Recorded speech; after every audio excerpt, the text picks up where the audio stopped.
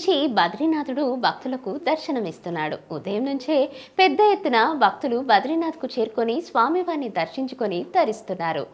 నరనారాయణులు కొలువైన క్షేత్రమే బద్రీనాథుడు. ఉత్తరాఖండ్లోని చార్ధామ్ యాత్రలో భాగంగా యమునోత్రి, గంగోత్రి, కేదార్నాథ్ తర్వాత దర్శించుకోవాల్సిన క్షేత్రం బద్రీనాథ్.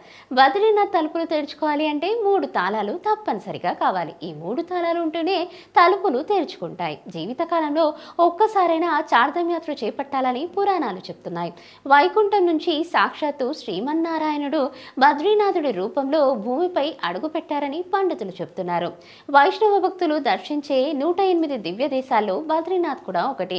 ఏడాదిలో 6 నెలలు మాత్రమే దర్శనమిచ్చే ఈ ఆలయంలో ఎన్నో విశేషాలున్నాయి. అవేంటో ఇప్పుడు తెలుసుకుందాం.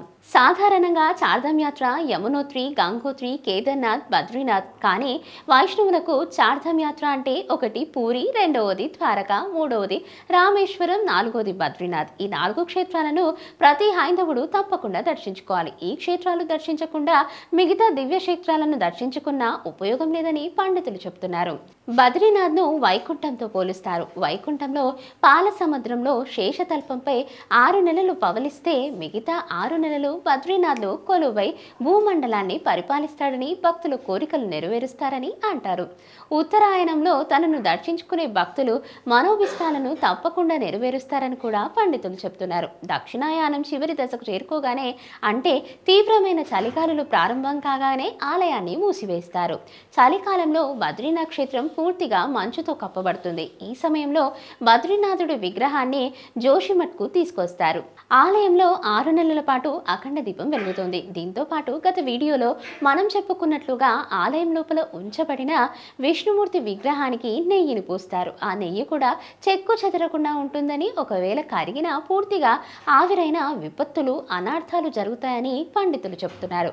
కేదార్నాథ్లోని మహాశివుడు శ్రీ మహావిష్ణువు కోసం బద్రీ క్షేత్రాన్ని దానంగా ఇచ్చారని, హిమాలయాల్లో శైవంతో పాటు వైష్ణవం కూడా ప్రభవించాలని, శివకేశవులు ఒక్కరే అని చెప్పడానికి ఇదొక నిదర్శనంగా చెప్తారు. అలకానంది నది ఒడ్డున కొలువైన ఈ క్షేత్రాన్ని ఎంత చూసినా ఇంకా మనల్ని లోతుగా పరిశీలించమని చెప్తూనే ఉంటుంది.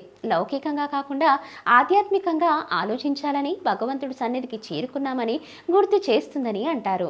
బదరీ నారాయణుడికి ఈ పేరు రావడం వెనుక ఓ కారణం ఉంది. ఈ క్షేత్రం పరిసర ప్రాంతాల్లో బదరీ చెట్లు విరివిగా పెరుగుతుంటాయి. ఈ చెట్ల వద్ద శ్రీ మహావిష్ణువు ఆశ్రయం పొందారని, ఆ చెట్ల నీడలో కాసేపు విశ్రాంతి తీసుకున్నారని అంటారు. శ్రీ మహావిష్ణువు సేద తీరేందుకు స్వయంగా లక్ష్మీదేవి బద్రీ వృక్షంగా అవతరించిందని కూడా పురాణ కథనం. వైకుంఠంలోనే కాదు, బద్రీనాథ్లోనూ శ్రీ మహాలక్ష్మి తనకు తోడుగా, నీడగా ఉంటుందని చెప్పడమే బద్రీనాథ్ ముఖ్య ఉద్దేశం. సుఖదుఖాల్లో, కష్ట సుఖాల్లో భార్యాభర్తలు ఒకరికి ఒకరు తోడుగా, నీడగా ఉండాలని బద్రీనాథ్ క్షేత్రం మనకు తెలియజేస్తుంది. బద్రీనాథ్ క్షేత్రంలో ఆలయ కైంకర్యాలు ఆదిశంకరాచార్యులు వారు ప్రవహించిన విధంగా జరుగుతుంటాయి. తెలుగువారు ఎక్కువగా దర్శించుకునే ఈ క్షేత్రంలో తిరుమల తిరుపతి దేవస్థానం భక్తుల కోసం ఇక్కడ సత్రాన్ని కూడా ఏర్పాటు చేసింది. పూరి, ద్వారక, రామేశ్వరాన్ని దర్శించుకున్నాక బద్రీనాథ్ను దర్శించుకోవాలని వరుస క్రమంలో దర్శించుకుంటేనే ఫలితం ఉంటుందని పండితులు చెప్తున్నారు.